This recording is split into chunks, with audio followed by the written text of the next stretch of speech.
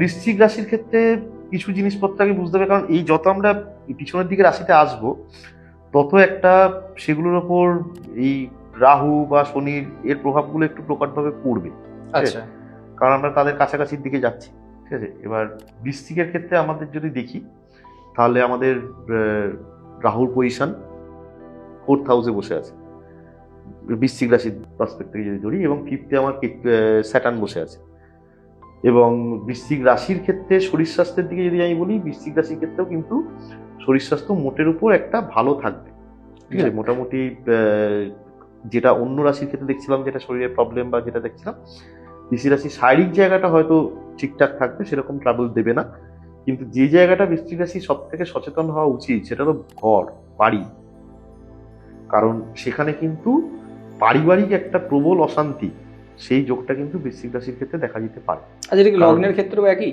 বৃশ্চিক রাশি বৃশ্চিক লগ্নের ক্ষেত্রে বেশি ভুগতে হবে, কারণ তার তো লগ্নের একদম 4th হাউসে পড়বে, যেটা কিন্তু আমরা যেহেতু রাশিকে সামনে রেখে যে গণনা করছি, তো সেইখানে রাশির প্রভাব একটা, সেটাও কিন্তু বাড়ির উপর একটা প্রভাব পড়বে এবং বাড়ির জন্য সুখ শান্তির হানি। কারণ রাশিকে নিয়ে আমরা যখন আলোচনা করি তখন আমরা দেখি, যেহেতু রাশি চন্দ্র, চন্দ্র মন মানসিকতা, যে কোন জায়গাটার জন্য আমার মন মানসিকতা বিক্ষিপ্ত হচ্ছে, কোন জায়গার জন্য আমার মন মানসিকতা ভালো হবে খারাপ হবে, এই জায়গাগুলো ডেভেলপ করবে। তো ন্যাচারালি এখানে বাড়িগত দিক দিয়ে একটা মন মানসিকতা বিক্ষিপ্ত থাকবে, সন্তান নিয়ে তো থাকবেই। ঠিক আছে, কারণ পঞ্চমে সেখানে স্যাটার্ন বসে আছে, সেই জায়গাটা একটা প্রভাব তো সেটা থাকবেই। এবং পড়াশোনায় বিঘ্ন ঘটবে, সেখানে রাহু 4th হাউসে বসে আছে, পড়াশোনা নিয়ে একটা মনে চঞ্চলতা, মন মানসিকতার জন্য পড়াশোনায় বিক্ষেপ, সেই জায়গাগুলো একটা প্রবলেম থাকবে। কর্মে খুব ধীরে ধীরে ডেভেলপমেন্ট হবে বৃশ্চিক রাশির ক্ষেত্রে।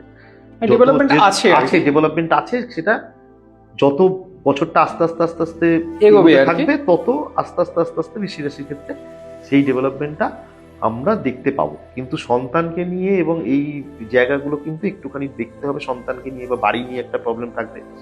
বৃশ্চিক রাশি যেটা পজিটিভ দিক আছে, বৃশ্চিক রাশির ক্ষেত্রেও কিন্তু আমরা যেরকম সিংহ রাশির ক্ষেত্রে দেখেছিলাম যে সরকারি চাকরিজীবীদের জন্য ভালো একটা প্রভাব দেবে, বৃশ্চিক রাশির ক্ষেত্রেও তাই দেবে।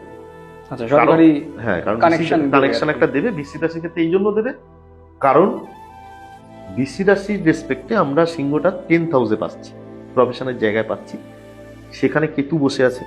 তো সেখানে রবি কেতুর একটা কানেকশন হচ্ছে, যেহেতু সিংহ রাশি রবির রাশি, তো সেইখানে কিন্তু একটা সরকারি যে চাকরিজীবী যারা আছে বা যারা সরকারি চাকরির চেষ্টা করছে বা যারা কন্ট্রাক্টর লাইনে বা সরকারি সংস্থার সঙ্গে কানেক্টেড যারা আছে, তারা সেসব জায়গাগুলো একটা ডেভেলপমেন্ট পাবে। বিশেষ করে যারা টেন্ডার নিয়ে কাজ করে, তারা মঙ্গলের, যেহেতু বৃশ্চিক রাশি মঙ্গলের রাশি এবং সরকারি একটা কানেকশন পাচ্ছে, সেই জায়গা থেকে কিন্তু সেটা একটা ভালো ফল বৃশ্চিক রাশির জাতক জাতিকারা পাবে। আচ্ছা, যেটা সিভিলে কাজ করে, যারা এই রাস্তাঘাট তৈরি করার যে কন্ট্রাক্ট, এটা কি রাস্তাঘাটের সাথে কি মঙ্গলের কোনো কানেকশন? যে কোনো কনস্ট্রাকশন মঙ্গলের সাথে সেটা কানেক্টেড, মঙ্গলের সাথে। যেমন বিশেষ করে তো বাড়ি ঘর যারা এই যে প্রমোটিং করে, ঠিক আছে, মঙ্গলের সঙ্গে প্রফেশনাল কানেকশন কি তোমার, মানে যে কোনো কনস্ট্রাকশন, সেই কনস্ট্রাকশন মঙ্গল দেয়। মঙ্গল যারা প্রফেশনাল সার্জেন বলতে আমি ডাক্তারদের মধ্যে সার্জেন যেটা বলছি, সেসব কানেকশন মঙ্গল দেয়। যত আর্ম ফোর্স আছে আমাদের যেরকম পুলিশ, মিলিটারি, প্যারামিলিটারি, সিআরপিএফ যত আছে সবই তারা কিন্তু মঙ্গলের একটা ভূমিকা কিন্তু তাদের থাকতেই হবে, নাহলে কিন্তু সেই জায়গা থেকে তারা সেই জায়গাটা পৌঁছতেই পারবে না। তো এইসব প্রফেশনে যারা আছেন তারা কিন্তু তারা যদি বৃশ্চিক রাশি বা বৃশ্চিক লগ্ন হয়ে থাকে, বা তাদের ক্ষেত্রে কিন্তু একটা সুফল তারা কর্মের জায়গায় কিন্তু অবশ্যই পাবে। এটা কিন্তু দেখতে পাওয়া যাচ্ছে।